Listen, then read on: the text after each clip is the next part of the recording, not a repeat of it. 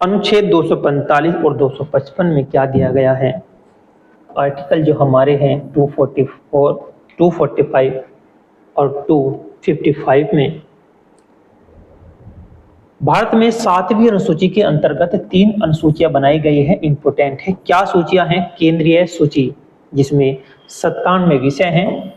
इसमें क्या है कि केवल संसद के द्वारा ही कानून बनाए जा सकते हैं। इस 7वीं अनुसूची के अंतर्गत 3 अनुसूचियां रखी गई हैं। हमारे संविधान में जो मूल संविधान था उसमें 8 अनुसूचियां बनाई गई थी, लेकिन आज जो वर्तमान में है 12 अनुसूचियां हैं। उन 12 अनुसूचियों में एक 7वीं अनुसूची है, उसके अंतर्गत सूचियां रखी गई हैं। केंद्रीय सूची जो रखी गई है उसमें 97 विषय हैं, उसमें केवल संसद कानून बना सकती है। उदाहरण के तौर पर रक्षा के क्षेत्र में विदेशी नीति या फिर रेलवे, इससे संबंधित जो भी कानून बनेगा वो कानून सिर्फ कौन बनाएगी? वो बनाएगी केंद्रीय सूची। अब राज्य सूची में 66 विषय हैं, केवल राज्य विधानमंडल ही इसमें कानून बना सकते हैं। उदाहरण के तौर पर है पुलिस, लोक व्यवस्था या फिर स्वास्थ्य से संबंधित जो भी कानून बनाएगी वो राज्य सरकार ही बनाती है। एक समवर्ती सूची इसके अंतर्गत आती है, इसमें 47 विषय हैं और इसमें संसद और राज्य दोनों ही कानून बना सकते हैं, लेकिन टकराव पर केंद्र का कानून ही सर्वोच्च होगा। उदाहरण के तौर पर है शिक्षा, विवाह और ये जंगल जो इत्यादि जो इसके उदाहरण हैं। इस पर कोई विवाद होने पर जो है केंद्र के द्वारा बनाया गया कानून ही सर्वमान्य होगा। विशेष स्थिति क्या है? आर्टिकल 249 में कहा गया है कि राष्ट्रीय हित में राज्य सूची पर भी संसद कानून बना सकती है, राज्यसभा की 2/3 मंजूरी से। इस बात को समझिए कि आर्टिकल 249 कहता है कि राष्ट्रीय सुरक्षा की दृष्टि से या राष्ट्रीय हित में राज्य सूची के जो विषय हैं, 66 विषय राज्य सूची के दिए गए हैं, उन पर भी संसद कानून बना सकती है, लेकिन राज्यसभा की 2/3 मंजूरी होनी इसमें अनिवार्य है। अब देखते हैं आर्टिकल 250 से क्या संबंध है। आर्टिकल 250 से है आपातकाल के दौरान। आपातकाल से मतलब आपातकाल के दौरान। आपातकाल जो है जैसे राष्ट्रीय आपातकाल है आर्टिकल 352 और आर्टिकल फिर है राज्य आपातकाल है आर्टिकल 356 में, और फिर है वित्तीय आपातकाल जो 360 में दिए गए हैं। उनके दौरान क्या होगा? संसद को राज्य सूची पर कानून बनाने का एक अधिकार प्राप्त है। किस अनुच्छेद में? आर्टिकल 250 में ये, यानी कि 250 में ये दिया गया है। आर्टिकल 252 में कहा गया है 2 या 2 से अधिक राज्यों के अनुरोध होने पर संसद कानून बना सकती है, अन्य राज्य भी बाद में अपना सकते हैं। और फिर देखते हैं प्रशासनिक संबंध। प्रशासनिक संबंध से मतलब है जो आर्टिकल हमारा दिया गया है 256 और 263, आर्टिकल 256 और 263 से संबंधित है। राज्य केंद्र के कानूनों का पालन करेंगे, ये किस में कहा गया है? आर्टिकल 256 में कहा गया है कि राज्य केंद्र के कानूनों का पालन करेंगे और केंद्र और राज्य को आदेश दे सकते हैं। केंद्र राज्यों को आदेश दे सकते हैं, ये आर्टिकल 257 में कहा गया है। और केंद्र राज्यों की प्रशासनिक सहायता देता है। और नेक्स्ट है कि अंतरराष्ट्रीय विवाद निपटारा। आर्टिकल 262 में क्या है? संसद जज विवादों पर कानून बना सकती है, अदालत का अधिकार सीमित हो सकता है। इस बात को देखिए कि अंतरराष्ट्रीय विवाद निपटारे के लिए आर्टिकल 262 में संसद जल विवाद पर कानून बना सकती है, अदालत का जो अधिकार है वो सीमित हो सकता है।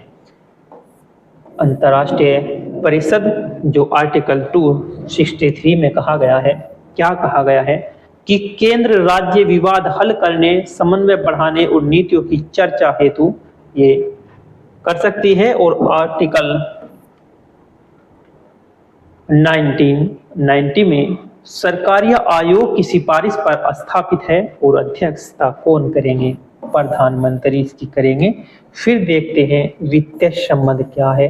जो हमारा आर्टिकल 268 और 293 में कहा गया है, कर की व्यवस्था दी गई है। इसमें क्या कर की व्यवस्था है? केंद्र के कर, सीमा शुल्क, आय और कॉरपोरेट टैक्स होते हैं। केंद्र के जो कर होते हैं वो सीमा शुल्क हैं, आयकर हैं और कॉरपोरेट टैक्स है, केंद्र के जो टैक्स दिए जाते हैं। राज्य के जो कर हैं वे किस किस पर राज्य कर लगाती है, वसूल करती है? तो शराब से करती है, पेट्रोल और स्टाम्प ड्यूटी, और भूमि राजस्व में जो है राज्य सरकार करती है। और जो साझा कर है, साझा कर से मतलब है केंद्र का भी है और राज्य का भी है, वो है जीएसटी। गुड्स सर्विस टैक्स जो है ये राजस्व वितरण कैसे होता है? आर्टिकल 270 में कहा गया है। करों का साझा संग्रहण कहा गया है। और आर्टिकल जो 280 में है वित्त आयोग, वित्त आयोग से संबंधित है। वित्त आयोग जो हमारे दिया गया है आर्टिकल 280 में दिया गया है, राष्ट्रपति हर 5 वर्ष में वित्त आयोग नियुक्त करता है और अध्यक्ष प्लस 4 सदस्य इसमें होते हैं। इसका मुख्य कार्य क्या होता है? वित्त आयोग का मुख्य कार्य क्या होता है? केंद्र और राज्यों के बीच करों का बंटवारा तय करना, कि कितना कर जो है केंद्र के पास जाएगा और कितना कर राज्य के पास में रहेगा टैक्स। राज्यों को अनुदान की सिफारिश करता है। राज्यों की वित्तीय स्थिति का भी आकलन करना ही वित्त आयोग का कार्य है। हाल ही का जो है 15वां वित्त आयोग चल रहा है 2020 से 25। अध्यक्ष है इसके एन.के. सिंह। और अब देखते हैं जीएसटी परिषद। इसका अनुच्छेद 279A में 101वां संविधान संशोधन किया गया था। कब किया गया था? 2016 में किया गया था। इसके अध्यक्ष केंद्रीय वित्त मंत्री और सदस्य सभी राज्यों के वित्त मंत्री, और निर्णय होता है 2/4 बहुमत से। केंद्र को वोट 1/3 और सभी राज्यों का संयुक्त वोट 2/3 से दर्शाया गया है। कार्य क्या है? जीएसटी दरें तय करना, इसका छूट सीमा तय करना, विवादों का समाधान करना। और अब थोड़ा सा इसमें क्विक रिवीजन में देखते हैं। विधायी संबंध का जो है विधायी संबंध है आर्टिकल, विधायी संबंध जो दिया गया है आर्टिकल 245 में और 255 में 7 जो अनुसूची है, 3 अनुसूची इसमें दी गई थी, राज्य सूची, केंद्र सूची और समवर्ती सूची। प्रशासनिक संबंध जो है अनुच्छेद इसमें 256 और 263 के अंतर्राष्ट्रीय परिषद से है। और वित्तीय संबंध है अनुच्छेद 268 और 293 के वित्त आयोग, 280 और जीएसटी परिषद है 279A से संबंध है। अंतरराष्ट्रीय परिषद अध्यक्ष और प्रधानमंत्री, और वित्त आयोग जो होता है हर 5 वर्ष में इसकी नियुक्ति होती है। नेक्स्ट देखते हैं, अब देखते हैं आपातकालीन प्रावधान। आपातकालीन प्रावधान क्या है? संविधान के भाग 18 में दिया गया है। क्या दिया गया है? आर्टिकल 352 से 360 तक इसमें दिया गया है आपातकाल। 352 में दिया गया है राष्ट्रीय आपातकाल, और 356 में दिया है राज्य आपातकाल, और आर्टिकल 360 में दिया गया है वित्तीय आपातकाल, जो आज तक हमारे देश में नहीं लगाया गया। तो राष्ट्रीय आपातकाल से मतलब है कब लगता है ये? युद्ध के दौरान या भारी आक्रमण या सशस्त्र विद्रोह। 44वें संशोधन के बाद घोषणा हुई कि राष्ट्रपति मंत्री परिषद की लिखित सलाह पर करता है कि जो 44वां संविधान संशोधन किया गया उसके बाद जो घोषणा होगी राष्ट्रीय आपातकाल की, तो राष्ट्रपति इसकी घोषणा करते हैं, लेकिन मंत्री परिषद की लिखित सलाह पर करते हैं। संसद से अनुमोदन 1 माह में 6 माह के लिए बढ़ाई जा सकती है। कोई इसकी सीमा भी नहीं है। प्रभाव क्या पड़ता है? केंद्र को राज्यों पर पूर्ण नियंत्रण मिल जाता है। और संसद राज्य सूची पर भी कानून बना सकती है। जैसे ही देश में राष्ट्रीय आपातकाल लगेगा तो केंद्र को राज्य पर पूर्ण नियंत्रण मिलेगा और संसद के द्वारा राज्य की जो राज्य सूची के जो विषय हैं इस पर राज्य कानून बनाते हैं उस पर कानून बना सकती है। मौलिक अधिकार निलंबित कर सकती है, मौलिक अधिकार निलंबित कर सकती है। आर्टिकल जो 19 है, केवल युद्ध या बाहरी आक्रमण पर पुनः 20-21 कभी नहीं निलंबित हो सकते।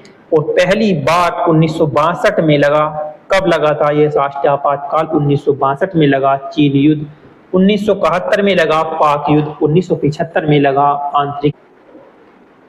एक होता है राज्य आपातकाल राष्ट्रपति शासन। राज्य आपातकाल राष्ट्रपति शासन जो आर्टिकल 356 के द्वारा लगाया जाता है। राज्य में संवैधानिक तंत्र जब विफल हो जाता है तब लगता है राज्य में राष्ट्रपति शासन और राज्य सरकार राष्ट्रपति को निर्देश का पालन न करे। इसीलिए आर्टिकल 365 में घोषणा है कि राज्य सरकार राष्ट्रपति के निर्देशों का पालन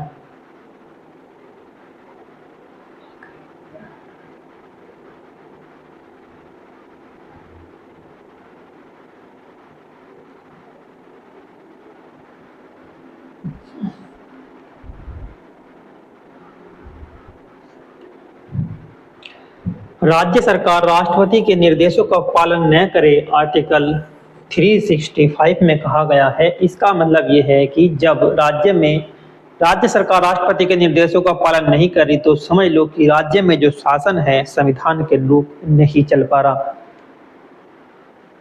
घोषणा राज्यपाल की रिपोर्ट या राष्ट्रपति की संतुष्टि पर होती है। संसद के अनुमोदन पर 2 माह में 6 माह के लिए बढ़ाई जा सकती है। अधिकतम जो अवधि है राष्ट्रपति शासन की राज्य में वो 3 वर्ष है। विधानसभा निलंबित या भंग होती है। राज्य की कार्यपालिका व विधायिका शक्ति केंद्र में या संसद में चली जाती है। एक केस आया था SR मुंबई 1994 में। राज्य आपातकाल पर सुप्रीम कोर्ट न्यायिक समीक्षा कर सकते हैं।